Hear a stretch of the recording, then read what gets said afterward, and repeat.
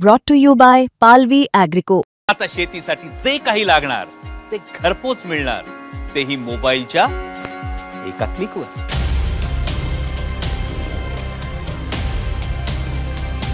नमस्कार, मी अभिजित करंडे। मुंबई तकच्या चर्चा तर होणारच या कार्यक्रमामध्ये आपल्या सर्वांचं पुन्हा एकदा स्वागत आहे। महाराष्ट्रामध्ये निवडणुकांचं वातावरण जे आहे ते तापायला सुरुवात झालेली आहे आणि त्यामध्ये इलेक्शन कमिशनच्या वरती जे आरोप होत आहेत त्या आरोपांची सुद्धा राळ उठली। एका बाजूला राज ठाकरे आणि महाविकास आघाडी ही दुबार मतदारांनी भरलेली यादी जी आहे ती निर्दोष करा म्हणून मागणी करत आहेत आणि त्यासाठी मुंबईमध्ये एक मोठा मोर्चा सुद्धा काढण्यात आला आणि त्या मोर्चामध्ये राज ठाकरे यांनी कल्याण डोंबिवलीमधले काही मतदार भोईर असतील, पाटील असतील, तर ही सगळी मंडळी कशी मलबार हिलमध्ये येऊन मतदान करून गेली अशा पद्धतीचा तपशील तिथं उघड केला आणि त्याला उत्तर देताना तर अमित साटम यांनी एका प्रकारे पुन्हा एकदा हिंदू मुस्लिम कार्ड जे आहे ते समोर आणलेलं आहे। ते म्हणतात की बघा, राज ठाकरेंना केवळ काय तिथं भोईर पाटीलच दिसले का, सॉरी आशिष शेलार, तर आशिष शेलार म्हणतात की तिथे केवळ राज ठाकरेंना भोईर आणि पाटीलच दिसले का, इतर मतदार जे आहेत ते मुस्लिम मतदार कसे काय दिसले नाहीत। आणि मग त्यांनी कर्जत जामखेड असेल, मुंब्रा असेल किंवा इस्लामपूर असेल या सगळ्या मतदारसंघांमध्ये कशी दुबार नावं आहेत मुस्लिम मतदारांची आणि ती कुणी नोंदवलेली आहेत अशा पद्धतीचा सवाल उपस्थित केला। आणि म्हणून प्रश्न असा उपस्थित होतोय की आता हे तुमचे शेलार सॉरी तुमचे पाटील भोईर तर यांचे मुस्लिम मतदार म्हणजे त्यांनी काहीतरी नावं सुद्धा घेतली तर ते आठवणीत येत नीटशी, पण अशा पद्धतीचं भूमिपुत्र जे आहेत त्यांच्या पद्धतीची लढाई आशिष शेलार म्हणतात की आमचे भूमिपुत्र तुम्ही बदनाम करू नका। आणि दुसरीकडे अमित साटम म्हणतात की तुम्हाला मुंबईचा महापौर जो आहे तो कुठला तरी खान झालेला हवा आहे का। मोहम्मद जोरानी काल आपल्याला कल्पना आहे की ते न्यूयॉर्कचे मेयर झाले, त्याच्यानंतर सगळा गोंधळ उडालेला आहे, राजकीय गोंधळ इथं उडवून दिलेला आहे आणि म्हणून आता भूमिपुत्र विरुद्ध एका प्रकारे मुस्लिम मतदार अशा पद्धतीचा संघर्ष बघायला मिळणार का हा प्रश्न आहे। माझ्यासोबत सगळे सहकारी आहेत माझे, आपण त्याबद्दल सगळी चर्चा करणार। सुरुवात कोण करत आहे, काय नेमकं आता कोणाला, म्हणजे आता हा जो संघर्ष आहे हा आशिष शेलारांनी जो नवीन संघर्ष सुरू केला आहे तर त्याचा फायदा कोणाला होईल आणि हे नेमकं काय आहे? मुळात तर म्हणजे कसं आहे की हा जो विषय आहे आपण बघतोय की म्हणजे त्या मतदार यादीमध्ये अशी पण बोगस नाव आहेत की XX YYY, मग त्याला कुठलाही धर्मच नाही आहे मुळात। तर या गोष्टीला धर्माच्या ह्या म्हणजे अंगाकडे घेऊन जाणं हे मुळात म्हणजे खूप म्हणजे वाईट गोष्ट आहे आपल्या भारतासारख्या देशामध्ये। पण आपण अलीकडं हे बघतोय की असं कुठलंही काय घडलं म्हणजे विरोधकांकडनं एखादी गोष्ट बाहेर आली की त्याला काही ना काही करून धर्माच्या अँगलला जोडलं जातं। जर राज ठाकरेंनी फक्त धर्माच्या अँगलनं किंवा हिंदू आहेत म्हणून ते मतदार समोर आणले असतील तर ती राज ठाकरेंची पण चूकच आहे। आणि मग आशिष शेलार राज ठाकरेंनी काय यासाठी आणले, त्यांना जे मतदार यादीमध्ये जे दुबार दिसले ते राज ठाकरेंनी काही त्याचे काही ठरवून त्याच्याबद्दलचा प्रचार कधी मुस्लिम दार्जिना किंवा हिंदू दार्जिना केलेला नाही। मी तेच म्हणतोय की राज ठाकरेंनी फक्त बोगस मतदार हा विषय पुढे आणलाय, पण त्याला ह्यांनी जे रूप दिलंय की हिंदू आणि मुस्लिम याचं ते चुकीचंच आहे। पण जी की आता आशिष शेलारांच्या त्या प्रेस नंतर चर्चा सुरू आहे की आशिष शेलारांनी हा सेल्फ गोल केलाय की त्यांनी एक प्रकारे मान्य केले आणि भाजपकडून पहिल्यांदा हे कुणीतरी मान्य केलंय की हा बाबा मतदार यादीमध्ये घोळ आहेत आणि मतदार याद्या बोगस आहेत। तर मग आता जसं की संदीप देशपांडेंनी सांगितलं की आशिष शेलारांनी आता जॉईन व्हावं, म्हणजे विरोधकांनी जे मोर्चे वगैरे काढलेत त्याच्यामध्ये, आणि याच्यासाठी त्यांनी पण मदत करावी।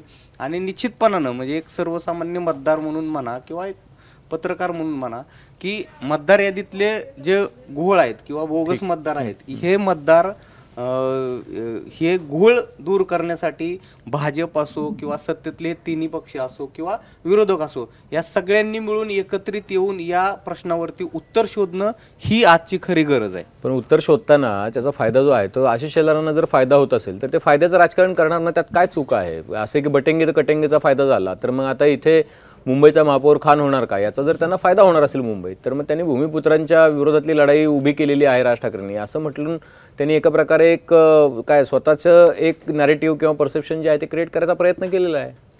एक मुळात सगळ्यात पहिले मी एक आठवण करून देतो की आपण एक 3-4 आठवड्यापूर्वी पण अशी एक चर्चा केली होती. त्याच्यात तुमचं म्हणणं होतं की हा प्रचाराचा कसा काय मुद्दा होऊ शकतो की दुबार मतदान. त्यावेळेला मी जो आहे तो मी प्रश्न विचारत नव्हतो, मी प्रश्न आता विचारतो आहे, त्यामुळे तुम्ही जस्टिफाय करायचंय. मी काय म्हणालो हा मुद्दा नाहीये, मी सगळं जस्टिफाय करू शकतो मी जे बोललो ते. मतदार याद्यांमधले घोळ आणि हा जो परसेप्शनचा मुद्दा आहे हा कशा पद्धतीने पुढे नेतात हे तुम्हाला लक्षात येईल की ज्या पद्धतीने बीजेपीला काउंटरच करता येत नाही हा मुद्दा. दुबार मतदार नोंदणी हे तर बीजेपीने सेल्फ बोलण्याचा पण प्रश्न नाहीये, ते तर आता जवळजवळ राज्य निवडणूक आयोगानेच मान्य केलंय की याच्यामध्ये घोळ झालेलाच आहे म्हणून. त्याच्यात आता तुम्हाला जे परसेप्शन तयार करायचं होतं विरोधी पक्षांना ते व्यवस्थित पद्धतीने तयार केले. लोकशाही संविधान बचाव ह्या ज्या पद्धतीने त्यांनी एक तयार केलं होतं की अशा पद्धतीचा प्रचार होता, त्याला ज्याला बीजेपीला काउंटर करता नव्हतं आलं, तशाच पद्धतीचं एक प्रकारची पार्श्वभूमी विरोधकांनी तयार केली. लोकांमध्ये पण एक प्रकारे हे तयार झाले की दुबार मतदार याद्या आणि पण लोकांना कळलंय का की मतदार याद्यामध्ये घोळ आहे असं लोकांची चर्चा तुम्ही ट्रेंड मध्ये इकडे म्हणतोय की आम्ही 2 स्टार केले, याचा अर्थ काय होतो? दुबार निवडणूक नाही, मतदारांना कन्व्हिन्स आहे का हे? जर मतदारांपर्यंत ह्या गोष्टी पोहोचणारच आहेत ना. जर राज्य निवडणूक आयोगाची अधिकृत पत्रकार परिषद होते आणि आजकाल असं नाही की लोक पेपरमध्ये वाचणार आणि त्या गोष्टी एका मिनिटात तुम्हाला सगळ्या गोष्टी मिळतात तिथे. त्यामुळे बहुतांश महाराष्ट्रातल्या बहुतांश लोकांपर्यंत ही गोष्ट तर गेली की दुबार मतदार आहेत म्हणजे काहीतरी घोळ आहे. आता ह्या सगळ्या काउंटरला तोडायचं कसं? तर मग तुमच्याकडे एक साधं सिंपल कार्ड आहे, हिंदू मुस्लिम खेळा, आणि ते खेळण्यात भाजप आता त्यांनी सुरुवात केली आहे. त्याचे परिणाम आपल्याला निवडणुकीत दिसतील. नाही, पण मी तेच म्हणतोय की निवडणुकीत परिणाम दिसतील, पण मग का करू नये भाजपने? भाजपला फायदा होतोय तर भाजपचा जर फायदा होणार असेल तर भाजप करणार. आता जर त्याला काउंटर द्यायचा असेल तर ती महाविकास आघाडीची आणि मनसेची जबाबदारी आहे ना. राजकारणामध्ये कधी काळी असं झालं होतं की रमेश प्रभूंच्या निवडणुकीमध्ये पार्ल्यामध्ये बाळासाहेब ठाकरेंनी धार्मिक भाषण केलं म्हणून त्यांचा मतदानाचा अधिकार जो आहे तो 6 वर्षांसाठी रद्द केलेला होता. पण तेवढा कणा आता इलेक्शन कमिशनकडे आहे का? अशा पद्धतीचा धार्मिक प्रचार चालू आहे आता थेटपणे, बटेंगे तो कटेंगे, काय तुमचे मंगळसूत्र घेऊन जाईल, तुमच्या गाई म्हशी घेऊन जातील, असं थेटपणे पंतप्रधानच बोलतात. काय केलं इलेक्शन कमिशननी? काय नाही केलं. त्यामुळे आता हे जवळपास अशा पद्धतीचा प्रचार चालतो, आता हे रूढ झालेलं आहे. तर मग समजा भाजपनं हा प्रचार केला तर भाजपला मुंबईत फायदा होईल का? जी रिपीट टेलिकास्ट जो आहे जो विधानसभेचा तो मुंबईत बघायला मिळेल का? डेफिनेटली फायदा होईल. आणि याच्यामध्ये भाजपने असंच का केलं वगैरे हे म्हणण्यामध्ये काही अर्थ नाही, कारण तो सुद्धा शेवटी एक राजकीय पक्ष आहे, त्यांनाही सर्व्हाइव्ह व्हायचं या सगळ्या परिस्थितीमध्ये, आणि त्यांचे जास्त स्टेक्स लागलेले आहेत. कारण की ते आत्ताच्या घडीला जर हरले तर ते परत असं दिसून येईल की बघा विधानसभेला खरोखर तुम्ही घोळ करून ठेवलेला होता आणि आता ते तुम्हाला अंगलट आलेलं आहे. त्यामुळे त्यांना ह्या काही ना काहीतरी अशा पद्धतीने गोष्टी बाहेर काढाव्या लागणार आहेत. जसं रोहित म्हणाला, भाजप नेहमीच बऱ्याचदा हिंदू मुस्लिम हा वाद तयार करतं, जेणेकरून त्यांची जी वोट बँक आहे त्याच्यासमोर त्यांनी जो एक मुस्लिम हा एक सगळ्यात मोठा धोका उभा करून ठेवलेला आहे तो अजूनही कशा पद्धतीने आहे हे त्यांचा सांगण्याचा प्रयत्न असतो आणि त्यातनं आपली वोट बँक ही परत एकदा सेफ ठेवायचा प्रयत्न असतो. तुम्ही मगाशी एक मुद्दा म्हटलात की लोकांमध्ये याची चर्चा होते का? बऱ्याच अंशी होताना आपल्याला पाहायला मिळते. त्यांना अगदी इन डिटेल ह्या सगळ्या गोष्टी समजलेल्या आहेत अशी गत नाहीये, पण त्यांना एक वरचेवर काहीतरी माहिती की बाबा काहीतरी घोळ करून ठेवलेला आहे वगैरे वगैरे. आता अशातनं आपल्यासोबत असलेली जी वोट बँक आहे, आपले जे मतदार आहेत ते आपल्यापासूनच दूर जाऊ नयेत, ते आपल्यासोबत कायम राहावेत. आणि ह्या चर्चा ज्या वेळेला नाक्यावर होतील, ट्रेनमध्ये होतील, आणखीन कुठे होतील, त्यावेळेला आपल्या मतदारांकडे सुद्धा काहीतरी पॉईंट्स असायला हवेत काउंटर करायला. तर हा तो शेलारांनी दिलेला पॉईंट आहे. कारण की हे मी सुद्धा पाहिलेलं आहे सामान्य लोकांमध्ये बोलताना, ज्याच्यामध्ये मग ते पण हा मुद्दा घेतात की का मग तुमच्या ठाकरेंना दिसले नाहीत का मुस्लिम मतदार? अशा पद्धतीने त्यांना एक काउंटर करायला पॉईंट मिळालेला आहे जे भाजपचे किंवा युतीचे मतदार आहेत ते. तर हे अशा पद्धतीने चाललेलं आहे. म्हणजे समोरून पण त्याला खरं तर ठाकरेंनी तेवढाच स्ट्रॉंग काउंटर द्यायला हवा होता, तर तेवढा झाला नाही. पण उद्धव ठाकरेंनी हा मुद्दा मात्र नक्की काढला जो आपणही समोर ठेवलेला आहे की स्वतः आदित्य ठाकरेंच्या प्रेझेंटेशनमध्ये सुद्धा खान असतील, रज्जाक असतील, अन्सारी असतील, या सुद्धा घोळ असलेल्या मतदार याद्यांमधल्या नावं जी आहेत ती त्यांनी समोर आणलेली आहेत. पण तरी सुद्धा शेलारांनी हा मुद्दा काढला आणि तो एक प्रकारे सेल्फ गोल केला हे दिसून येत आहे. पण हा मुद्दा काढण्याचंच उद्दिष्ट एक दिसून येतं की भाजपचे जे मतदार आहेत, त्यांचे जे समर्थक आहेत, त्यांना सुद्धा काउंटर करायला काहीतरी एक मुद्दा असायला हवा. त्यासाठी त्यांनी हे काढलेलं आहे आणि जेणेकरून ती लोक सुद्धा सामान्यांमध्ये जातील आणि हेच बोलतील की ठाकरेंच्या विरोधातला प्रचार करायला एक मुद्दा मिळेल की बघा ठाकरेंना मुस्लिम मतदार दिसले नाही आणि इथलेच भूमिपुत्र दिसले, म्हणजे ते एरवी जे सगळं भूमिपुत्रांची पाठराखण करतात ते एक नाटक असतं हे एक सांगायला हा पद्धतीचा प्रचार करायला स्कोप त्यांनी ठेवलेला आहे. पण हा स्कोप कसा, म्हणजे मला असं कळत नाही की भाजपकडे जर केंद्रात सत्ता आहे, राज्यात सत्ता आहे, इथे महापालिकेमध्ये प्रशासन राजा आहे, म्हणजे त्यांची सत्ता आहे जवळपास, महापालिका प्रशासन चालवतं म्हणजे सरकारच चालवतं एका प्रकारे. तर एवढं सगळं असताना पण त्यांना हा प्रचार का करावा लागतो की तुम्ही भूमिपुत्रांच्या विरोधात आहात, तुम्ही मुस्लिमांचं लांगुलचालन करताय किंवा तुम्हाला मुस्लिम नावं दिसत नाही दुबार मतदारांमधली?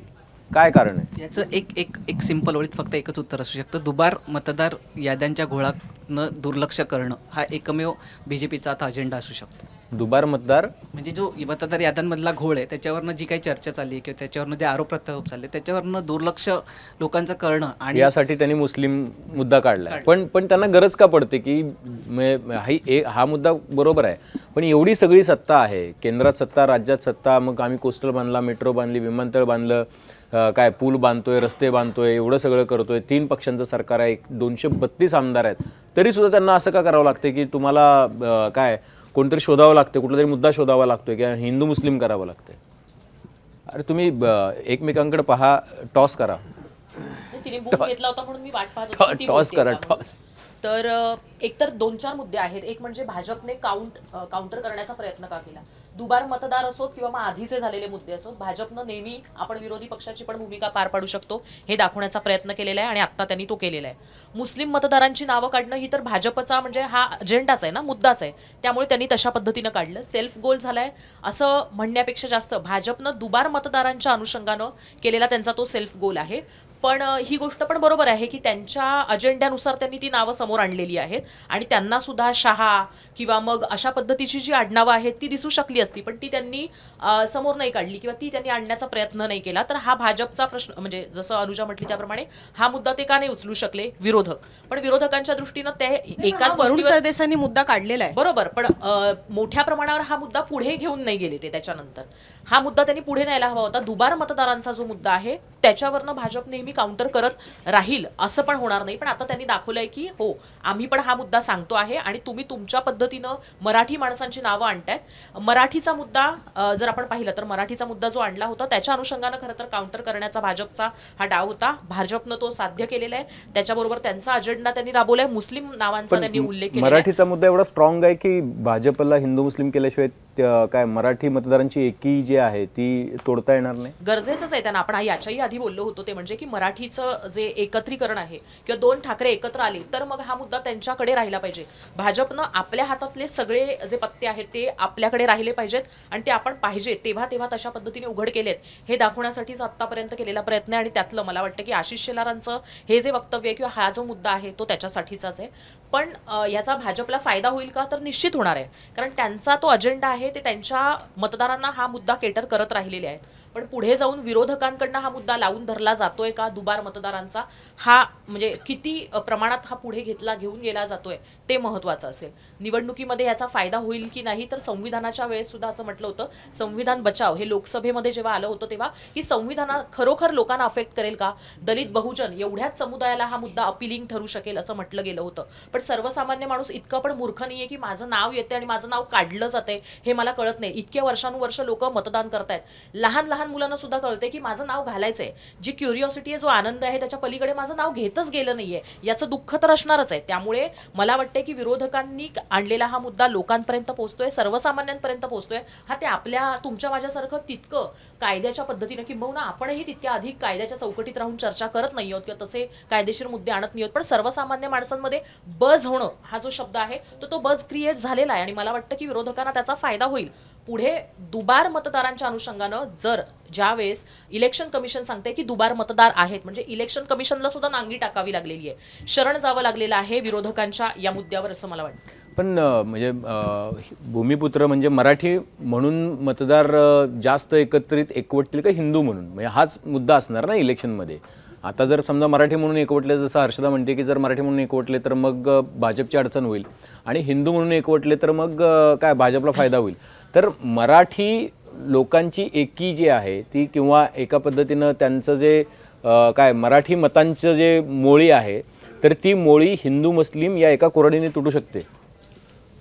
तसं पाहिलं तर ती तुटेल असं मला तरी वाटत नाही. आता बघितलं आपण दोन्ही ठाकरे बंधू एकत्र आल्यानंतर ज्या पद्धतीनं सत्याच्या मोर्चाला त्या दिवशी गर्दी मोठ्या प्रमाणात होती आणि मध्यंतरी मराठी 5 जुलैला देखील दोन्ही ठाकरे एकत्र आल्यानंतर ज्या पद्धतीनं मराठी माणसं सर्व एकत्र आलेले आहेत त्यांच्या चेहऱ्यावरती आनंद आहे. आता मुंबईमध्ये सगळे दोन्ही ठाकरे बंधूंचं वलय आहे, म्हणजे शिवसेनेचं मोस्टली तर पाहायला गेलं तर उद्धव ठाकरेंच्या 25 वर्षे त्यांची सत्ता होती.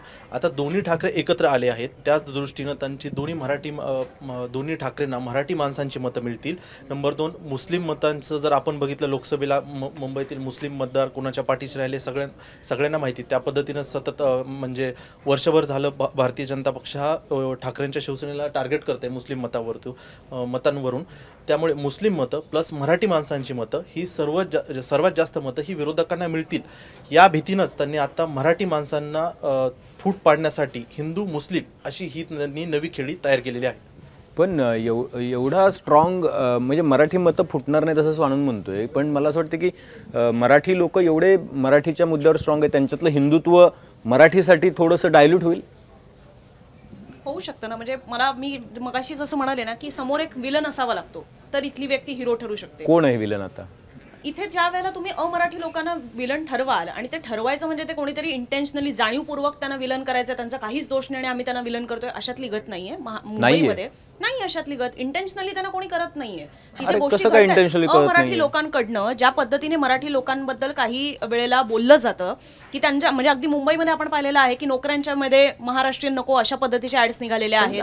खाण्यापिण्यावरनं वगैरे लाखात एखादं उदाहरण असतं ना, मग ते म्हणजे आपल्याला प्रमाण नाही मानता येणार. तो अपवाद आहे. मुस्लिम म्हणजे काय इथे सरसकट सगळीकडे काय बॉम्ब पेरले जात आहेत की सरसकट इकडे दहशतवादी हल्ले होत आहेत असं तर नाहीये ना. एखादा किंवा आपण म्हणू शकतो की त्या 100 20 तसे असतील, पण तरी सुद्धा सरसकट मुस्लिम समाजाला ज्या पद्धतीने बोललं जात आहे तसंच इथे सुद्धा आहे की तुम्ही ज्या वेळेला तिथे अमराठी लोक तुमच्यावर कशा पद्धतीने अन्याय करतायत आणि गुण्या गोविंदांना नांदा हे तर इथे सुद्धा म्हणतात. मुस्लिम मतं स्ट्रॅटेजिकली वोटिंग करतात ना, ते त्यांचं ठरवतात की आपल्याला भाजपला डिफीट करायचं या मुद्द्यावरती वोटिंग करतात आणि भाजपला माहिती आहे की त्यांना कॉर्नर केले की आपल्याला हिंदू मतं मिळणार आहेत. बरोबर आहे, पण म्हणून तर ते हिंदुत्वाच्या दृष्टीने प्रचार जास्त करतात ना. त्यांना हवंय की हिंदू या एका छत्रीखाली सगळेजण एकत्र यायला हवे. पण हेच ठाकरेंना हवं आहे की आम्हाला भूमिपुत्र मराठीच्या छत्रीखाली सगळे एकत्र यायला हवे. जसं डायल्यूट काय होईल? हिंदुत्व डायल्यूट होईल का मराठी माणूस मराठी त्याच्यातली मराठी माणूस जास्त डायल्यूट होण्याचे असू शकतो. हिंदुत्व जास्त स्ट्रॉंग आहे. हो, blood is thicker than water. हिंदुत्वामध्ये आता जैन लोक पण सहभागी झालेले आहेत ना, त्यामुळे तिकडची संख्या वाढताना आपल्याला पाहायला मिळते. आणि मराठी माणसाचा तसंही तो विभागला गेलेलाच आहे. त्याच्याकडे 2 शिवसेना आहेत, भाजप आहे, मनसे आहे, त्यामुळे तसाही तो विभागला गेलेलाच आहे. त्यामुळे हे सोपं राहू शकतं मराठी माणसांमध्ये फूट पाडणं. पण मुंबई आपल्या हातातून जाईल या सगळ्यामुळं आणि म्हणून आता तुम्ही एकत्र झालं पाहिजे ही जी हाक दिली जाते त्या हाकेला कदाचित जास्त प्रतिसाद मिळेल असं भाजपला वाटते. त्यामुळे त्यांनी हे कार्ड काढलेलं आहे की बघा काय रज्जाक पण आहेत आणि अजून काय मुस्लिम मतदार पण आहेत वगैरे वगैरे. पण मुंबई जाईल, मुंबईवरचा जो अधिकार जाईल ही जी भावना तयार केली जाते तर ती भावना मुंबईकरांमध्ये आहे का, मराठी माणसामध्ये आहे का की अरे खरंच जाईल बरं का मुंबई जर आपण नाही मराठी लोक एकत्र आलो तर? त्याची तीव्रता आत्ता तेवढी नाहीये, पण हे जर आत्तापासूनच ती आग पेटली नाही तर पुढे जाऊन हे होऊ शकतं अशा पद्धतीने गत आहे. म्हणजे मला नवल हे वाटतं, मगाशी तुम्ही इंट्रोडक्शनमध्ये उल्लेख केला तो ममदानीचा कालचं भाषण मध्ये अमित साटम यांनी त्यांच्या पद्धतीने एक मुद्दा मांडला. ममदानीच्या भाषणामध्ये काय होतं, न्यूयॉर्क हे इमिग्रंट्सचं सुद्धा शहर आहे आणि ते आता इमिग्रंट्स लेड करणार आहेत, म्हणजे ते आता त्याचं नेतृत्व करणार आहेत. मला नवल ह्या गोष्टीचं वाटलं की ज्या वेळेला अमित साटम तिकडे मुस्लिम महापौर होतो त्यावरनं मुंबईच्या महापौराच्या संदर्भातला एखादा प्रचार करू शकतात. हाच शिवसेनेला जमला नाही प्रचार करायला किंवा मनसेलाही हा प्रचार करायला जमला नाही. तुम्ही हे सांगायला होतं की बघा परप्रांतीय जर वरचढ ठरले तर उद्या जाऊन असा प्रचार करतील की हे शहर आमचं सुद्धा आहे आणि आम्ही सुद्धा याचं नेतृत्व करू शकतो. पण परप्रांतीयांच्या बद्दलचा मुद्दा तर संदीप देशपांडेंनी पण प्रश्न विचारलाय की परप्रांतीय मिळून एक महापौर ठरवू शकतात. त्यांना भीती आहेच ना, मनसेकडनं तो मुद्दा उचलण्यात आलेला आहे. पण सगळे मिळून आता विरोधकांची पण आपली आपली एक आयडिओलॉजी आहे, आपल्या आपल्या गोष्टी आहेत. त्यामुळे त्यांच्यामध्ये पण सध्या मला असं वाटतं की त्यांना अजून एकत्रीकरण, त्यांचं काउंटर करण्यासाठीचं एकत्रीकरण असलं पाहिजे, ते व्हायला पाहिजे. ते अजून तितकंसं जमत नाहीये. पण म्हणजे मला असं वाटतं की परप्रांतीयांचा मुद्दा मनसेनं उचललेला आहे. पण इमिग्रंटचं शहरच आहे ना मुंबई इमिग्रंटचं शहर आहे. हे शहर मिनी इंडिया आहे. मुळात कोळी बांधवांचं होतं आणि त्यानंतर ते इमिग्रंट्सचं झालेलं आहे, किंबहुना इमिग्रंट्सचं ते केलं गेलेलं आहे.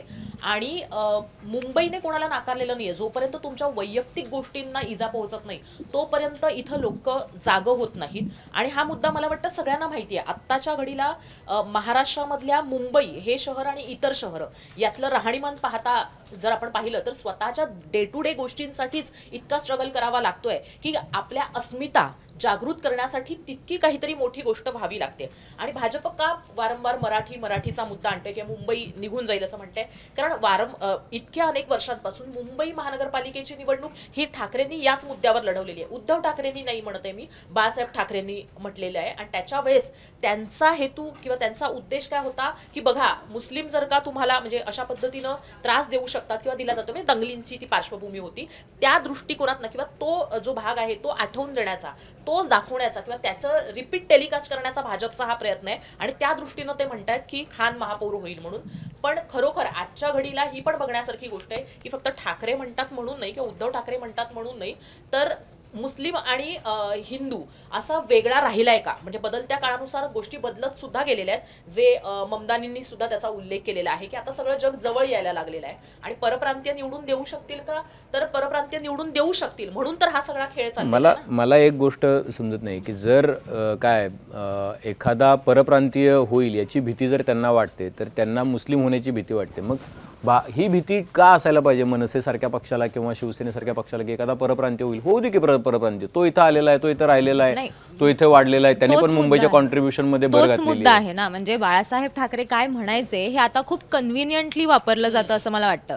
त्यावेळेला बाळासाहेब ठाकरेंनी मुस्लिम लीगशी जाऊन त्यांच्याशी संवाद साधून त्यांची समजूत घालण्याचा किंवा त्यांचा पर्स्पेक्टिव्ह त्यांच्यापर्यंत पोहोचवण्याचा पण बाळासाहेब ठाकरेंनी प्रयत्न केला होता. हे करणं म्हणजे हे आपण इग्नोर नाही करू शकत कन्व्हिनियंटली. आत्ता जसं त्या म्हणाल्या की आत्ता शिवसेना किंवा अनुजा म्हणाली की शिवसेनेला किंवा मनसेला ह्या गोष्टी त्या स्ट्राईडमध्ये घेता येत नाही आहेत ज्या स्ट्राईडमध्ये भाजप त्या घेऊन नरेटिव्ह बदलू शकते. म्हणजे इलेक्शन कमिशननी आत्ता हरियाणाचं पण राहुल गांधींनी जेव्हा प्रेस घेतली त्याच्यानंतर हरियाणाच्या इलेक्शन कमिशननी एक पोस्ट टाकली की some important facts about the election, की किती BLO होते, किती रिक्वेस्ट आल्या होत्या, किती आम्ही ड्राफ्ट इलेक्टोरल रोल्स हे केले होते.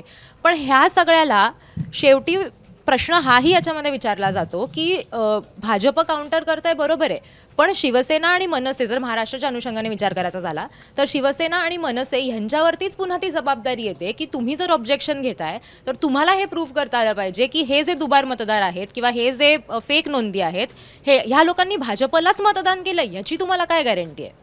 सो तुम्ही कितीही हिंदू मुस्लिम करा, शेवटी ज्या वेळेला तुम्ही थोडंसं कॉमन सेन्स वापरून जरी विचार केला तरी तुम्हाला हे लक्षात येतं की फक्त धर्म ह्या गोष्टीवरती आता लोक कितपत वोट करतील त्याच्यापेक्षा भाजप जे सांगण्याचा प्रयत्न करतंय की ही तुमची जबाबदारी आहे, तुम्ही म्हणताय ना हे करा, आम्ही तर म्हणतोय की SIR करा. भाजप त्याच्या अगेन्स्ट नाही आहे. ते म्हटलेत की आम्ही 2014पासनं आम्ही तर तेव्हाही कंप्लेंट केली होती की मतदार याद्यांमध्ये घोळ आहेत. त्यांचं आत्ताचं हे म्हणणं आहे की तुम्ही हे प्रूव्ह करून दाखवा की हे जे दुबार मतदार आहेत किंवा हे जे आहेत ही इलेक्शन जी आहे ती चेंज याच्यामुळे झाली की हे मतं आम्हाला मिळाले. ते त्यांना प्रूव्ह नाही करता येते अजूनही. नाही, मला असं वाटतं की तो मुद्दा तर आहे, पण मग परप्रांतीय झाला तर काय अडचण काय? मुंबई कॉस्मोपॉलिटन देशपांडे आपल्या मुलाखतीमध्ये पण म्हटले की त्यांची म्हणजे मानसिकता काय आहे हे खूप मॅटर करतं. मग तो परप्रांतीय असला तरी किंवा मग मुस्लिम असला तरी आम्ही कधी कोणाला असा विरोध नाही केलाय. जर त्याला मराठीसाठी, मुंबईकरांसाठी, मुंबईच्या भवितव्यासाठी काम करायची माहिती आहे, जाण आहे, मानसिकता तुम्ही ठरवणार. असं कसं इथं राहणाऱ्या ठरवणार कसं आहे की आता ज्या वेळेला म्हणजे तुम्ही ज्या वेळेला म्हणता की हरकत काय आहे, हरकती केव्हा पाहायला मिळतात की ज्यावेळेला मुंबईमध्ये सुद्धा आता सर्रास मराठी सोडून गुजराती पाट्या लावल्या जातात. बऱ्याचशा अशा सोशल मीडियावर पोस्ट आहेत की ज्यावेळेला गुजरातमधल्या कुठल्या तरी गोष्टींचं उद्घाटन होतं त्यावेळेला त्याच्यामध्ये फक्त तो फलक गुजराती भाषेमध्ये असतो, पण हेच मुंबईमध्ये होतं तेव्हा ते इंग्रजी, हिंदी, मराठी आणि कधी कधी तर त्याच्यामध्ये ऑफिसेस जे आहेत त्याचे फलक सुद्धा गुजराती भाषेतनं लागतात. तर हे होता कामा नये. मुळात मुंबई ही घ्यावी लागलेली होती, मुंबईशी आयती मिळालेली नव्हती आणि ती घेतानाच या धर्तीवर होती की इथे मराठी माणूस आहे आणि हे मराठी माणसाचीच ही भूमी आहे. या पण मराठीच आहेत ना. असं की 15-15 वर्ष राहिल्याशिवाय तुम्हाला इथे डोमिसाईल मिळत नाही. आता ते मराठीच झाले की तिवारी असले काय, दुबे असले काय आणि शुक्ला असले काय, मिश्रा असले काय, महाराष्ट्रीयन झाले ते स्वतःला बरेच जण म्हणत नाहीत महाराष्ट्रीयन, मराठी नाही ना, अजूनही मराठी का नाही झाले? मराठी संस्कृतीत राहतात ते, इथे तुमच्यासोबत गणपती उत्सव साजरा करतात, देवीचा उत्सव साजरा करतात, तुम्ही त्यांना आपलं म्हणत नाही. असं फिलिंग आहे. म्हटलं नसतं तर ते इतके वर्ष टिकले असते का? दररोज भांडणं झाली असती चाळीमध्ये आणि वाड्यामध्ये. तसं नाहीये. ते म्हणजे आता असं आहे की जसं अनुजा म्हणते तसं जे मनसेचं पण म्हणणं आहे, जे ठाकरेंच्या शिवसेनेचं पण म्हणणं आहे की तुम्ही इथे राहताना मग आमच्या पद्धती प्रमाणे राहा. आपल्या घरात आलेला माणूस त्याच्या म्हणजे पद्धतीने तुम्ही आपण अमेरिकेमध्ये दिलं जाऊन आपल्याला. गणपती उत्सव तुमच्या प्रमाणात साजरा करणार, तुम्ही डेट्रॉइटमध्ये पण राहून तुमच्या पद्धतीने देवीचा उत्सव साजरा करणार, त्यांना इथं मराठीत म्हणणार की तुम्ही आमच्या प्रमाणे राहा. हा अन्याय आहे त्यांच्यावरचा, असं म्हणत परप्रांतीयांवरचा. नाही ना इथे येऊन गरबा दांडिया साजरे करू नका, पण तुम्ही आम्हाला गुढीपाडव्यामध्ये तेवढे पाहायला मिळता का, हा त्यातला प्रश्न आहे. तुम्ही इथे राहता तर इथली संस्कृती भाषा ते सुद्धा क्रिसमस थोड्याफार मध्ये पाहायला प्रमाणात मिळतात का, हा आत्मसात प्रश्न करा. आपण तिथे विचारत नाही ना डेट्रॉइटमध्ये नाही, किंवा याच्यामध्ये न्यूयॉर्कमध्ये. नाही, असं नाही याच्यामध्ये ना हा यार, पण मुद्दा आहे ना, ही एका नाही, प्रकारे सर, न्यूयॉर्कचं- परप्रांतीयांवरती पण नाही, तुमची पण- काय शिरजोरी आहे ना. शेजोरी म्हणता येणार नाही, कारण की जी भारताच्या राज्यांची रचना झालेली आहे ती भाषावर रचना झालेली आहे. त्या भाषेचे आपलं तिथलं सांस्कृतिक महत्त्व या गोष्टी सगळ्या टिकण्यासाठी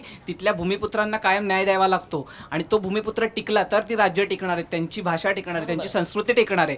आणि नाही, यासाठी हा, बोल बोल बोल बोल बोल बोल यासाठी ही सगळी जी तू तळमळ आहे बोललास किंवा- तर टिकणार आहे मराठी. मला नवल वाटतं. यासाठी हे सगळं मला एक महत्वाचा याच्यात एक आणखी मुद्दा सांगायचा होता, असा की एका अमराठी व्यक्तीशी मी बोलत होतो, त्याचं स्टेटमेंट मला इतकं आवडलं. तो म्हणाला की याच्यापूर्वी आम्ही बाळासाहेबांना प्रचंड मानायचो, पण आम्हाला आमचा बाळासाहेब आता मिळालाय. ते म्हणजे कोण, तर नरेंद्र मोदी. हा जो अमराठी वर्ग हा कायम शिवसेना आणि बीजेपीला मतदान करत आला होता, आता तो बीजेपीलाच मतदान करणार आहे. पण जो मराठी मतदार भाजपला आणि शिवसेनेला मतदान करणारा होता, किंबहुना शिवसेनेला मतदान करणार होता ठाकरेंच्या, त्या मराठी मतदारांमध्ये हिंदू आणि मुस्लिम हे जे कार्ड आता बीजेपीकडनं खेळलं जाते किंवा राजकारण केलं जाते, तो हलणार आहे. तुम्ही जे म्हणतात की मराठी हिंदुत्वाच्या मुद्द्यावरती कसा डायल्यूट होऊ शकतो, तो अशा पद्धतीने डायल्यूट होईल.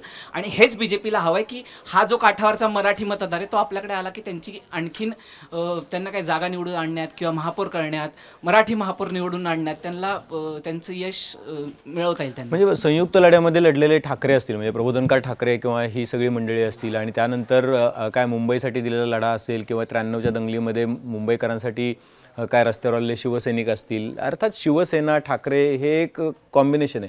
त्यांच्यापेक्षा मराठी माणसाला आता नरेंद्र मोदी जवळचे वाटतात का? नाही, मला असं वाटतंय की थोडंसं त्या माणसाचा गैरसमज आहे तो. अच्छा. हिंदूंचा म्हणजे हिंदू हृदय सम्राट हे बाळासाहेब ठाकरेंच्या ऐवजी आता नरेंद्र मोदी अशा पद्धतीची म्हणजे काय अशा पद्धतीचं चित्र प्रोजेक्ट करण्यात आलं ना, आणि त्याच्यामध्ये भाजप सक्सेस झालं. आणि हे आजचं नाहीये, 2014 नंतर पासून त्यांनी कंटिन्युअस ही प्रोसेस केलेली आहे. त्यामुळे मला वाटतं की त्या माणसाचा तो गैरसमज आहे की आम्हाला बाळासाहेब मिळालेले आहेत. कदाचित त्यांना बाळासाहेब माहिती नाही की बाळासाहेबांनी नेमकं काय काय केलेलं आहे. मराठी माणसांसाठी जे केलंय ते त्याला माहिती नसावं कदाचित. नाही, पण त्याच्यात हाच मुद्दा आहे. मागे आपल्याकडे अरविंद सावंत आलेले होते तेव्हा मी त्यांना म्हटलेलं होतं की बाळासाहेब जे होते की बाळासाहेबांनी जे केलेलं होतं ते नव्या पिढीपर्यंत पोहोचवणं हे तुमचं काम होतं. ते तुम्ही कितपत पोहोचवू शकलेला आहात. आजची जी भाजपा आहे ती म्हणजे आजचे जे भाजप समर्थक आहेत ते मोदींना देव मानतात, ते नाही अडवाणी किंवा वाजपेयी यांचा फार उदो उदो करत. सो बरोबर आहे की जी व्यक्ती निघून गेलेली आहे ती हळूहळू मागे सरत जाते, आणि जे नवीन लोक आहेत त्यांनी त्यांचा काहीतरी एक करिश्मा तयार करणं गरजेचं असतं. आता इथे शिवसेनेत असं झालेलं आहे की बाळासाहेब ठाकरे यांची शिवसेना चालवण्याची पद्धत, त्यांची विचारसरणी याच्यापेक्षा उद्धव ठाकरे थोडे वेगळे होते. त्यामुळे आत्ताच्या घडीला तो जो मतदार आहे तो त्याला लगेच आपल्याकडे खेचून आणणं हिंदुत्वाच्या मुद्द्यावर, की जो हिंदुत्वाच्या मुद्द्यावर बाळासाहेब ठाकरेंसोबत होता त्याला त्याच हिंदुत्वाच्या धाग्यावर आपल्याकडे खेचून आणायला भाजपला सोपं ठरतं. कारण की उद्धव ठाकरे हे बाळासाहेब ठाकरे एवढे कडवट शिवसैनिक पाहायला नाही मिळाले हिंदुत्वाच्या मुद्द्यावर, आणि त्याच्यातनं तो मतदार तिकडे सरकणं हे जास्त किंवा सरकून आणणं हे त्यांना जास्त म्हणजे जितकं भाजपला हिंदू मुस्लिम करता आलं तितकंच मला वाटतं राज ठाकरे आणि उद्धव ठाकरेंना मराठीचा मुद्दा फक्त लावून धरण्यापेक्षा मराठीचा मुद्दा त्यांनी एक बेस म्हणून त्यांनी क्रिएट केला. इलेक्शन कमिशन त्यांनी एक बेस म्हणून क्रिएट केला आहे. पण आता त्यांनी जर बॅलन्स नाही साधला परप्रांतीयांविषयीच्या त्यांच्या भूमिकेमध्ये, मराठी विषयीच्या त्यांच्या भूमिकेमध्ये, तर त्यांना आणखीन वोट बँक स्वतःकडे खेचून आणता येईल असं मला ह्या घडीला वाटत नाही. कारण ज्या रेटनी बीजेपी एक नरेटिव्ह सेट करू शकतंय किंवा ते दरवेळेला प्रत्येक निवडणुकी वेळेस करतं, ते फक्त मराठीचा मुद्दा घेऊन त्यांना जर BMC हवं असेल किंवा जिंकायचं असेल तर ते ह्या घडीला शक्य वाटत नाहीये. त्यांनी जर परप्रांतीयांचा मुद्दा सुद्धा लावून धरला, म्हणजे अगदी टोकाची भूमिका घेण्यापेक्षा की मराठी माणसावरती तुम्ही अन्याय करू नका पण आम्ही तुमच्याशी पण फेअर वागू, हे जर त्यांना दाखवता आलं, हे जर त्यांना त्यांच्या वागण्यातनं, बोलण्यातनं, प्रचारातनं कॅम्पेन्स बंद करता आलं तर कदाचित त्यांना BMCला त्या गोष्टीचा फायदा होऊ शकतो. शिवसेनेकडे नाही वळणार. म्हणजे फार क्वचित असं वाटतं की गुजरात यांना उद्या जाऊन जरी सांगितलं की बाबा तुम्हाला आम्ही अजिबात त्रास देणार नाही, जरी तुम्ही मराठी माणसांची छान वागलात आम्ही तुम्हाला अजिबात त्रास देणार नाही, म्हणून ते काय उद्या शिवसेना किंवा मनसेला वोट नाही करणार, ते भाजपकडेच जाणार आहेत किंवा त्यांच्यातले कोणी असतील तर ते काँग्रेसकडे. आपण हे नाही इग्नोर करू शकत ना की असेही असंख्य लोक आहेत जे अनेक वर्षांपासून शिवसेनेला मतदान करत होते. म्हणजे सुरुवातीपासून काय सगळे गुजराती किंवा सगळे परप्रांतीय हे BJPला मतदान आंदोलन करत होते अशातला भाग नाहीये. त्यामुळे तुम्हाला जर त्यांची भूमिका आता हळूहळू बीजेपीकडे जर त्यांचा कल जास्त जातोय तर तो पुन्हा खेचून आणण्याचा प्रयत्न हा उद्धव ठाकरे आणि राज ठाकरेंना करावा लागेल. त्यांनी जर तो नाही केला तर त्यांना बीजेपीला काउंटर नाही करता येणार. प्रयत्न करावा लागेल. मला एक मगाशी मुद्दा ऍड करायचा राहिला तो म्हणजे की आता आपण हे सगळे भावनिक मुद्दे मांडतोय किंवा काही सांस्कृतिक मुद्दे सुद्धा मांडतोय, पण एक इन्फ्रास्ट्रक्चरच्या हिशोबाने सुद्धा बघायचं झालं तर आपण जे म्हणतोय की विलन म्हणजे त्याला लिटरली असं काहीतरी हिरोच्या ऑपोजिट घ्यायची गरज नाहीये, पण काय काय संभाव्य धोके असू शकतात तर ह्यातनं सुद्धा बघणं गरजेचं आहे की आज वाढवण बंदर आलेला आहे, पालघरचा सगळा पट्टा ज्या पद्धतीने डेव्हलप होतोय, बुलेट ट्रेन येणार आहे, याच्यातनं आणखीन परप्रांतीय हे मुंबईत येऊन आदळणार आहेत आणि खास करून व्यापारी वर्ग येऊन आदळणार आहे. आणि हा एक महत्त्वाचा धोका आहे जे राज ठाकरेंनी मीरा रोडच्या बहुतेक सभेमध्ये म्हटलेलं होतं ते म्हणजे की इथे लिटरली आपले मतदारसंघ तयार करण्याचे प्रयत्न सुरू झालेले आहेत. केवळ ते येत आहेत, ते कुठेतरी स्कॅटर्ड होत आहेत, इथे सेटल होत आहेत, व्यापारी वर्ग वाढतो एवढ्यापुरता मर्यादित नाहीये. आज आपण पाहतोय की उत्तर मुंबईमध्ये मराठी टक्का इतका घटलेला आहे आणि अमराठींचा टक्का इतका वाढलेला आहे की तिकडचे खासदारच मराठी नसतात. भाजप असेल, काँग्रेस सुद्धा आहे की ज्यांनी अमराठी खासदार हे जास्त दिलेले आहेत आणि ते मतदारसंघ डेव्हलप करण्यामध्ये तो यश आलेला आहे की उत्तर मुंबईमध्ये आज तुम्ही मराठी सपोज उमेदवार दिलात तर शक्यता ही फार कमी आहे की तिकडनं मला कमाल काय वाटते की ममदानी महापौर झाले तर तुम्हाला आनंद होतोय, पण इथे काय लंडनमध्ये जावेद खान झाले तर आनंद होतोय आणि तुम्ही म्हणताय की हे कसं कल्चर आहे, बाहेरून आलेल्या लोकांनी एकत्रितपणे राहून तिथं एक कल्चर डेव्हलप केलेलं आहे आणि इथं मात्र तुम्हाला काय बाहेरून आलेली लोक जे आहे ती महापौर पदासाठी उभी राहतील किंवा त्याची भीती वाटते. हे मला फार आश्चर्यजनक वाटतं. म्हणजे कसं काय तू म्हणतोस ते बरोबर आहे. हिपोक्रेसी की सीमा होतीये ना तसं येते. भारतीय वंशाचे म्हणून त्यांच्याबद्दलचा आनंद आहे. दुसरं आणखीन एक महत्वाची गोष्ट आहे ती म्हणजे की सध्या अमेरिकेत जे चाललेलं आहे, जे बाहेरून आलेले लोक आहेत त्यांना काढून टाकण्याची जी भीती वाटते आहे किंवा आता आपल्याला कोणत्याही क्षणी या देशातलं आपलं उत्पन्न संपून आपल्या मायदेशी जावं लागेल जिथं आता आपलं काहीच नाही किंवा आपल्याला उभारणं कठीण आहे आणि आपलं जे लाईफस्टाईल आहे ते बदललं जाईल, तर त्या सगळ्यांनी मिळून त्या ममदानींना समोर आणण्याचा प्रयत्न केला. हे फक्त भारतीय नाही आहेत, हे वेगवेगळ्या देशातले सुद्धा आहेत आणि ही गोष्ट आहे की ममदानी तिथे एक्झॅक्टली तीच इन्सिक्युरिटी आहे ना इथल्या लोकांना की इथं ठाकरेंनी वगैरे हे केलं तर तुम्ही दुकानं फोडता, पाट्या फोडता, खळखट्या करता आणि मग आम्हाला परत इथं नुकसान सहन करावं लागतं आणि म्हणून ते एकवटतात. त्याचं कारण असं आहे की हिंदी भाषकांचा मुद्दा म्हणूनच तर आणताय ना, म्हणूनच तर आणताय. पण तिथे आणखीन एक महत्वाचा मुद्दा आहे ते म्हणजे की इथल्या सगळ्या लोकांना अजूनही असं वाटायला म्हणजे वाटत नाहीये की आपण इन्सिक्युअर आहोत. कारण तुम्ही जर का बोरिवलीच्या त्या नॅशनल गांधी उद्यानात जाल, तर संजय गांधी नॅशनल पार्कमध्ये जाल, तर तिथं जर लग्न झालेलं पाहिलं तर बाहेरून आलेल्या लोकांनी आदिवासी लोकांबरोबर लग्न केलेलं आहे आपल्या मुलीचं किंवा मुलाचं, जेणेकरून आपण तिथं राहू शकतो. अधिकाऱ्यांशी जर बोललात तर ही गोष्ट लक्षात येते. म्हणजे त्यांच्याकडनं त्यांनी सुद्धा काही गोष्टी अशा काय आपण म्हणूयात की स्थिरवण्यासाठी केलेल्या आहेत ना आणि त्यांना वाटतंय की आपल्याला उत्तर प्रदेश आणि बिहारमध्ये ते लाईफस्टाईल नसणार आहे, त्यामुळे त्यांना मला नाही वाटत की परत जायचंय. त्यांना त्यांच्या इकडे असलेल्या सत्तेबरोबर राहायचंय. मग ती काँग्रेसची असेल ना तरी ते काँग्रेससाठी वोट करतील. ज्याच्यासाठी सत्ता आहे त्याच्यासाठी वोट करण्यावर काय आपण म्हणूयात जो अल्पसंख्याक आहे त्याचा भर राहतो. याच्यामध्ये अगदी खरं आहे की मुस्लिम मतदारांचं म्हणणं वेगळं असतं कारण त्यांच्यावर हिंदुत्वामुळे त्यांच्यावर अन्याय होऊ नये ही त्यांची भावना आहे आणि मला वाटतं की ती सुद्धा योग्य आहे. भाजपला अल्पसंख्याकांना म्हणजे जगात आपण बघतो ती अल्पसंख्याकांना भीती असते की आपल्याला बाहेर जावं लागू शकते, दुसरीकडे जाऊ शकते.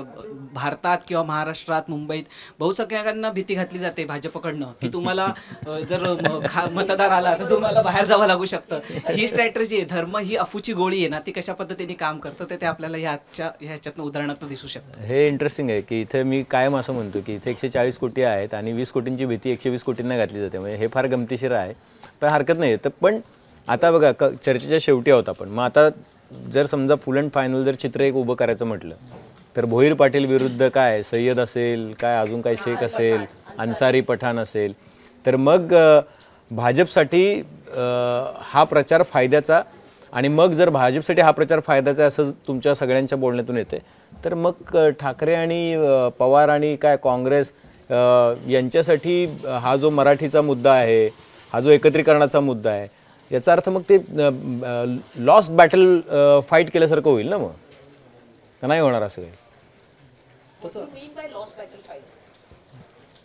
तुम्हाला लक्ष द्यायला पाहिजे ना. तुम्हाला असं वाटतं की मग याचा अर्थ असा की 70 लाख विरुद्ध 40 लाख अशी ती निवडणूक आहे. कारण 70 लाख 60 ते 70 लाख परप्रांतीय गुजराती काय मारवाडी उत्तर प्रदेशचे बिहारचे मतदार आहेत आणि तुमचे जे मतदार आहेत ते त्या तुलनेमध्ये कमी आहेत, ते 50% कमी आहेत. तर ते बॅटल जे आहे ते तुम्ही कसं जिंकणार? मग ठाकरे ते बॅटल जिंकू शकतील का, ते कशाच्या बळावर जिंकू शकतील, किंवा महाविकास आघाडी ते बॅटल जिंकू शकेल का, कशाच्या बळावर जिंकू शकेल? नाही, जिंकायला म्हणजे नॉट नेसेसरी की मुंबईची निवडणूक आहे म्हटल्यानंतर प्रत्येक वेळेला आपल्याला फक्त मराठी अमराठी हेच मुद्दे हाती घ्यायला हवे. डेफिनेटली तेही घ्यायला हवे, जास्त प्राधान्याने घ्यायला हवे. पण बाकी सुद्धा अनेक मुद्दे आहेत की मला नुकतंच कळलं ते म्हणजे किंवा रिअलाईज झालं ते म्हणजे की तिकडे ममदानी सुद्धा जे निवडून आले त्यांनी स्थानिक लोकांचे काही मुद्दे सुद्धा हाती घेतलेले आहेत. तुम्ही नुसतं मराठी किंवा तुम्ही नुसतं हिंदू करून सुद्धा चालत नाही. भाजप बॅकिंग काय करतं की आम्ही हिंदुत्व करतोय पण आम्ही विकास सुद्धा करतोय किंवा आमचे आणखीन विचारधारेचे मुद्दे आहेत, ह्याला त्याचं एक बॅकिंग आहे. त्याच पद्धतीने ठाकरेंना सुद्धा ती एक इमेज तयार करावी लागेल की आम्ही मराठीचे मुद्दे हाती घेत आहोत, पण त्याचसोबत दुसरं सुद्धा बॅकिंग जे आहे ते कुठल्या ना कुठल्या तरी गोष्टींचं द्यावं लागणार आहे. मग तसं राज ठाकरे बऱ्याचदा त्यांच्या एका ब्लू प्रिंट संदर्भात किंवा त्यांचे विकासाचे काय प्लॅन आहेत त्याबद्दल बोलत असतात. आज आता आपण पाहतो की मुंबईमध्ये इतक्या मोठ्या प्रमाणात सगळ्या समस्या आहेत, तर त्याबद्दलचे तुम्ही स्थानिकांचे मुद्दे हाती घेणं गरजेचं आहे. आता आदित्य ठाकरेंना सांगायला एक मुद्दा आहे तो म्हणजे की वरळीमधला पुनर्विकास झाला किंवा चाळीमधनं लोक आज प्रॉपर एका बिल्डिंगमध्ये शिफ्ट झाली आणि मुंबईची मुंबईतच राहिली. तर असे सुद्धा काही मुद्दे आहेत. लोकांना अनेक समस्या इथे भेडसावत आहेत की ट्रॅफिक होत आहे, असंख्य गोष्टी आहेत. आता पूल पाडला गेलेला आहे तर त्या लोकांचं स्थलांतर होईल, धारावीचा मुद्दा आहे. हे सगळे मुद्द्यांचं सुद्धा त्यांना बॅकिंग लागणार आहे. केवळ मराठीच्या मुद्द्यावर जिंकणार नाही, पण हे सगळे मुद्दे सुद्धा उचलले, लोकांच्या समस्या उचलल्या तरी सुद्धा अनेक मतदार त्यांच्याकडे वळू शकतात. ठीक आहे. मला असं वाटतं की मुंबईमध्ये हिंदू आणि मुस्लिम असं जे वर्गीकरण करून ज्या निवडणुका लढत आहेत त्या तशा लढल्या नाहीत पाहिजे. आपण न्यूयॉर्कचं पाहिलं तर न्यूयॉर्क जसं हे पूर्ण जगाचं एक आर्थिक केंद्र आहे, तसं मुंबई हे भारताचं आर्थिक केंद्र आहे. जवळपास 75,000 कोटींपेक्षा मुंबईचं महापालिकेचं बजेट आहे आणि तिकडे न्यूयॉर्कचं बघितलं तर 9.5 लाख कोटीचं आहे. तिथे जसे मुद्दे होते की जसं रेंट असेल तो रेंट आम्ही कमी करेल, शहरामधली जी बस व्यवस्था आहे ती आम्ही मोफत करूयात, तसे मुंबईमध्ये असे कुठेही प्रचाराचे मुद्दे दोन्ही बाजूनं सत्ताधारी भाजप असतील म्हणजे आत्ताच राज्यातले आणि इकडे 25 वर्ष असलेले ठाकरे असं कुठे दिसत नाही आहे. त्यांचं आत्ता ठाकरेंकडे मुद्दे नाही आहेत म्हणून हे विधानसभा हरल्यानंतर त्यांनी आता इलेक्शन कमिशनचा हा मुद्दा काढला. त्याच्यामध्ये अनेक अडथळे आहेत इलेक्शन कमिशनच्या यादीमध्ये, त्याच्यात काही दुमत नाही. पण दुसरे मुद्दे स्पेशली आम्ही मुंबईसाठी हे करू, जे दररोज ट्रेननं लोक येतात, एवढे ट्रेनमधून अनेक नागरिक पडतात, मुंबई जगण्याच्या रिलेटेड प्रश्न आहेत. फक्त भाजपकडून जे सांगण्यात येतं की अटल सेतू बांधला, कोस्टल बांधला, तिथून जे सामान्य नागरिक येत नाहीत. नंबर 2, आता जर बघितलं आपण रस्ते अरुंद आहेत, अनेक ठिकाणी फुटपाथवर तर दादरमध्ये गेलं तर सगळीकडे अतिक्रमण झालेलं आहे. ह्या गोष्टीवरती कोणी बोलताना दिसत नाही. मोकळे रस्ते नाही येतं, अनेक ठिकाणी कचरा असतो. ह्या बेसिक गोष्टीवरती कोणताही पक्ष आम्ही निवडणूक लढवणार आहोत या संदर्भात आमचा हा अजेंडा असेल या पद्धतीनं बोलताना कोणी दिसत नाही. फक्त हिंदू मुस्लिम करून हे प्रश्न सुटणार नाहीत असं मला वाटतं. माझं अर्थात आपला विषय थोडासा हे होतोय तर ते विषयाकडं येतोय मी की मला हेच सांगायचं आहे की मुळात आता जे आशिष शेलारांनी नवी सुरुवात करून दिलेली आहे, म्हणजे की त्यांनी एक प्रकारे मान्य केलं आहे की बोगस मतदार आहेत. तर ही जी लढाई आहे, आता इलेक्शन आहेत समोर, अनेक इलेक्शन्स आहेत, म्हणजे BMC आहे आणि त्यांचं टार्गेटच मुळात हे जे सुरू आहे हिंदू आणि मुस्लिम, ते टार्गेटच BMC आहे, मुख्य टार्गेट हे BMC आहे. तर आता त्यांनी जे हे बोगस मतदानाचा जो विषय आहे तो तडीस न्यायला एकत्रितपणे मदत करायला पाहिजे असं मला असं वाटतंय. आणि हे एकत्रितपणे पुढे गेले तर मग निश्चितपणानं जी दुसरा महत्त्वाचा मुद्दा हा की भाजपकडून जे सातत्यानं मुस्लिमांना टार्गेट करून वोट जिहादचा मुद्दा उपस्थित केला जातोय, तर एखादं त्यांनी ऑफिशियल पत्रच तशा पद्धतीचं काढायला पाहिजे की आम्हाला बाबा या पद्धतीच्या गोष्टी करून आम्हाला म्हणजे एकंदरीत सांगायचं झालं तर ही मतच आम्हाला नको आहेत का, अशा पद्धतीचं त्यांनी त्यांचा जो जाहीर करायला पाहिजे. आणि ते एकदा डिक्लेरेशन केलं म्हणजे भाजप त्याच्यामध्ये काय म्हणत असतं की जो आपल्या देशावर प्रेम करणारा म्हणजे असा राष्ट्रवादी जो मुस्लिम आहे तो आम्हालाही प्रिय आहे. म्हणजे मला असं वाटतं की ठाकरेंनी सुद्धा उद्या असं म्हणायला हवं की जो महाराष्ट्र प्रेमी अमराठी आहे तो आम्हालाही प्रिय आहे, म्हणजे मध्ये बॅलन्स होईल दोन्ही बाजूने आर्ग्युमेंट्स. मला असं वाटतं की बघा आता कार्यक्रम शेवटाकडे आहोत आपण, म्हणून राज ठाकरेंनी एक मेळावा घेतला होता उत्तर भारतीय लोकांसाठीचा आणि त्यात त्यांनी त्यांची भूमिका समजून सांगण्याचा प्रयत्न केला होता. आणि त्यांनी सांगितलं होतं की उत्तर भारतामध्ये सुद्धा तुम्ही विकास करा, म्हणजे आमचं म्हणणं असं की तुम्हाला इथं त्रास येण्याची गरज पडणार नाही, आम्ही तुमच्या विरोधात नाही आहोत, तुम्हाला ज्यामुळे इथं यावं लागलं त्या विरोधात आम्ही आहोत. आणि राज ठाकरेंनी ही भूमिका वारंवार सांगितलेली आहे. उद्धव ठाकरेंनी गुजराती केमछो वरळीचे पोस्टर्स बॅनर्स आदित्य ठाकरेंनी लावले होते, तर तो सर्वसमावेशकता शिवसेनेने पण दाखवलेली आहे.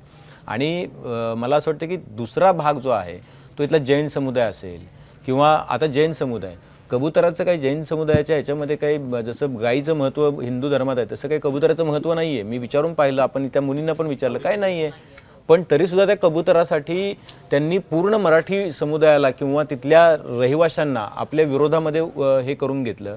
एका पद्धतीचं तुमच्याकडे इथंच व्यवसाय केल्यानंतर जे धनसंपदा आलेली आहे त्या धनसंपदेचा तो इतका मोठा विखार होता की तुम्ही गाडीच्या टपावरती प्लेट करून त्याच्यामध्ये धान्य घालून त्या गाड्या फिरवायला सुरुवात केली. मला असं वाटतं की हा एका प्रकारचा अहंकार आहे, हा पैशांचा अहंकार आहे, किंबहुना हा आमच्या विचाराचा सरकारवरती आहे, आमचं कोणी काही बिघडवू शकत नाही. आता तुम्हाला मी बघतो असं इथल्या बहुसंख्य मराठी लोकांना ठणकावण्याचा तो अहंकार आहे आणि त्यामुळे सगळी अडचणी इथं त्यांची झालेली आहे. दुसऱ्या पद्धतीला महाराष्ट्रामधून ज्या वेळेला अशा पद्धतीचे मुद्दे उपस्थित केले जातात, आता हिंदू मुस्लिम याच्यावरती खूप बोलून झालं आहे, आता घासून घासून गुळगुळीत झालेला आहे. असं आहे की आशिष शेलारांनी जिथं जिथं कुठल्या त्या इफ्तार पार्ट्यांमध्ये जाऊन जे टोपी घालून जे काय कबाब खाल्लेले आहेत त्याचं काय करणार. अमित साटम यांच्या मतदारसंघामध्ये जे त्यांनी केलेलं आहे त्याचं काय आहे. फक्त तो विखार इतक्या टोकाला ते घेऊन गेले की त्यांनी लोकसभेमध्ये एकाही मुस्लिम उमेदवाराला तिकीट दिलं नाही किंवा इथं महाराष्ट्रामध्ये एकाही मुस्लिम उमेदवार त्यांनी विधानसभेला उभा केला नाही. किंबहुना मुख्तार अब्बास नक्वी जे रोज टी व्हीवरून भूमिका मांडायचे भाजपची, ते आता जवळपास नामशेष झालेत राजकारणात, अशी अवस्था आहे. शहानवाज हुसेन जे उत्तम मंत्री होते, तरुण मंत्री सगळ्यात वाजपेयींच्या ह्याच्यातले मंत्रिमंडळातले, ते कुठेही दिसत नाहीत. बिहारमधला चांगला चेहरा होता तो शहानवाज हुसेन. आजच्या बिहारच्या इलेक्शनमध्ये शहानवाज हुसेन कुठं कोणाला ऐकायला सुद्धा मिळालं नाही. तर भाजपनं एका टोकाला एक लढाई एका टोकाला घेऊन ते उभे राहिलेले आहेत. ते इथं परप्रांत्यांना घेऊन उभे राहतात इथल्या मुसलमानांच्या विरोधामध्ये. बिहारमध्ये काल ते भाषण करताना बिहार पर सबसे ज़्यादा प्यार नरेंद्र मोदी जी का है, उद्या महाराष्ट्रात निवडणुका झाल्या तर म्हणजे आपले मुख्यमंत्री तिथं सांगत होते, तर ते इथं येऊन सांगतील की महाराष्ट्रावर सगळ्यात जास्त प्रेम मोदींचं आहे. म्हणजे अशा पद्धतीचं हायपोक्रसी जे आहे, म्हणजे प्रचंड मोठ्या प्रमाणामध्ये हायपोक्रसी या सगळ्या प्रचारामध्ये दिसते, प्रत्येक निवडणुकीच्या प्रचारामध्ये दिसते. इथून फॉक्सकॉनचा प्रकल्प जाईल म्हणून इथे निवडणुका झाल्या आणि ते फॉक्सकॉन ढोलेराला घेऊन जाणार म्हणले. आज तागायत त्या ढोलेरामध्ये फॉक्सकॉन झालं नाही. 2022मध्ये इलेक्शन झाली आहे, बरोबर आहे ना, गुजरातची. झालं का काय तिथं? साधा पाया पण नाही खणला ढोलेरा तिथं फॉक्सकॉनचा. तर हा प्रॉब्लेम आहे. भाजप फक्त संघर्षातच निवडणूक जिंकू शकतं. भाजप विदाऊट संघर्ष निवडणूक जिंकू शकत नाही. ते संघर्ष निर्माण करूनच निवडणुका जिंकू शकतात. मग ते जातीजातीत असोत, धर्माधर्मात असोत. विकास आणि करप्शन या दोन मुद्द्यांवरती त्यांनी जिंकलेली एकमेव निवडणूक ही 2014ची होती. त्याच्यानंतर आज विकासाबद्दल कोण बोलतंय का? करप्शनबद्दल बोलायचा प्रश्नच नाही आहे. दादांचं आजचंच प्रकरण ताजं आहे, मोहळांचं, म्हणजे खूप सारं असं आहे. तर हा प्रॉब्लेम आहे. पण हरकत नाही, आपल्याला तर काय, आपल्याला बघायचं आहे. आपण बघणारे आहोत, आपण ऑब्झर्वर आहोत. आपण फक्त बघत राहायचं, जे जे होईल ते पाहत राहावे आणि रिपोर्ट करत राहावे जे जे. तर आपण रिपोर्ट करत करू शकतो, आपण तेवढंच काम करू शकतो. पण खूप चांगले चांगले मुद्दे आले, म्हणजे पण ह्याच्यामधून एक भावना मात्र खूप ठळकपणे आली. ती मला मी मगाशी पण म्हटलं की आपण लोकल टू ग्लोबल होतोय, पण काय लोकल टू ग्लोबल वेगानं होतोय का ग्लोबल टू लोकल वेगानं होतोय याचा विचार करायला पाहिजे. ममदानी झाला तर आनंद होतोय, पण इथं कुठला तरी तिवारी दुबे होणार म्हटलं की मनामध्ये अरे जर दुबे तिवारी कसं काय मुंबईचा महापौर होऊ शकतो असं वाटायला लागतं. त्यामुळे मला असं वाटतं की त्याची ही जी आहे याचं पण डिकोडेशन करायला पाहिजे. हरकत नाही, खूप उत्तम मुद्दे, खूप उत्तम चर्चा या सगळ्या सदरामध्ये होत असते. प्रत्येक उलटे पलटे प्रश्न विचारण्याचा भागच हा असतो, कारण की तुम्हाला त्याशिवाय एक्स्ट्रॅक्ट मिळत नाही, त्याशिवाय तुम्हाला कंटेंट, त्याशिवाय तुम्हाला वेगवेगळे मुद्दे मिळत नाहीत. आणि म्हणून उलटे पालटे प्रश्न विचारायला पाहिजेत. चर्चा तिन्ही बाजूनी घडायला पाहिजे. आणि माझं वैयक्तिक मत आहे, मराठी भूमिका असलेला, जसं अनुजा किंवा हर्षदा पण म्हणाली, स्पष्ट मराठी भूमिका असलेला तिवारी दुबे चांगलं मराठी बोलणारा जर मुंबईचा महापौर झाला तर काही अडचण नाही आहे. आणि एखादा खान जरी झाला की जो उत्तम महाराष्ट्राच्या भल्याची भूमिका घेईल आणि मुंबईला पुढे घेऊन जाण्याची भूमिका देईल, तरी काही अडचण नाही आहे. प्रश्न असा की तुम्हाला तुमच्या डोक्यामध्ये जे घातलं जाते, बघा म्हणजे तुमच्या घरासमोरचं गटार 12 महिने 18 काळ उघड राहिलं आणि तुमच्या समुदायातला तुमचा शेजारी, तुमचा अत्यंत लाडका प्रिय माणूस तिथला नगरसेवक आहे किंवा काय महापौर आहे किंवा पंतप्रधान आहे किंवा अजून कोण आहे, काय फरक पडतो? म्हणजे काय तुमचं गटर उघडत राहणार असेल तर काय फरक पडतो, पण तो कुणी नाही आहे तुमचा, पण तुमची त्याला काळजी आहे तर त्याने फरक पडतो. तर तुमची काळजी करणारी माणसं राजकारणामध्ये असावीत. आता ती काळजी इन्व्हर्टेड कॉमामध्ये नसावी, नाहीतर अजितदादांसारखी काळजी पण होऊ शकते. त्यामुळे आजच्या चर्चेमध्ये आपण इथंच थांबते, पण तुमची पण काही मतं असतील तर निश्चितपणे कळवा. बेल आयकॉनवरती क्लिक केलं तर अपडेट्स मिळत जातील. आणि सर्वात महत्त्वाचं म्हणजे मुंबई तकचं यूट्यूब चॅनल सबस्क्राईब करायला विसरू नका. पुढच्या आठवड्यामध्ये आपल्याला अजितदादांच्या विषयावर पण चर्चा करावी लागू शकते, किंवा म्हणजे तो किती लांब जातो त्याच्यावर डिपेंड आहे, किंवा मग नगर परिषदांच्या विषयावरती पण चर्चा करावी लागू शकते. तर आजच्या कार्यक्रमामध्ये इथंच थांबूयात. पाहत राहा मुंबई तक.